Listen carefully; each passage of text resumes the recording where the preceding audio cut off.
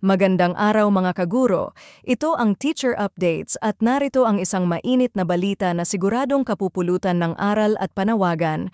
Muling nanawagan ang Teachers Dignity Coalition, TDC, para sa libreng, dekalidad at maayos na laptop para sa bawat guro sa pampublikong paaralan. Ang laptop, ayon sa TDC, ay hindi na luho kundi pangunahing gamit sa araw-araw na pagtuturo. Ayon kay Benjo Basas, National Chairperson ng TDC, ang laptop ay hindi na lamang option, lalong hindi luho. Halos lahat ng aming gawain ay nangangailangan nito. Mula sa lesson planning, aktwal na pagtuturo, hanggang sa paggawa ng grades at reports, laptop na ang pinakapangunahing kasangkapan ng mga guro sa makabagong panahon.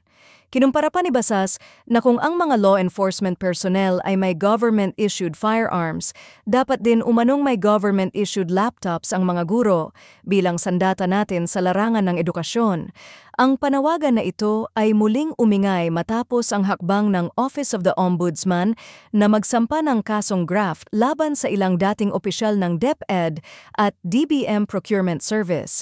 Matatandaan na noong 2020 sa kasagsagan ng pandemya, binatikos ang pagbili ng overpriced na laptops na nagkakahalaga ng mahigit 58,000 piso kada isa. Hindi lang mahal kundi luma at mabagal pa ang mga unit, dahilan upang mabawasan ang bilang ng mga gurong nakatanggap at maging hadlang sa epektibong pagtuturo. Dagdag pa ni Basas, ngayon ang pagkakataon ng ating pamahalaan na itama ang pagkakamali.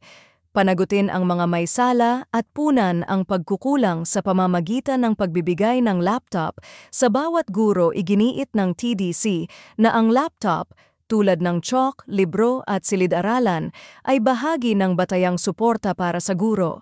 Hindi ito extra benefit, kundi basic necessity para makapagturo ng maayos sa panahon ng digital education. Mga kaguro, tayo na mismo ang sumisigaw ng katotohanan. Hindi dapat ipangutang ang kagamitan sa trabaho, kaya nananawagan tayo sa DepEd at sa buong pamahalaan. Ibigay ang nararapat sa mga guro. Ito ang Teacher Updates, patuloy na naghahatid ng balitang makabuluhan at para sa kapakanan ng bawat guro. Huwag kalimutang i-like, i-share at i-comment ang inyong opinyon tungkol sa isyong ito.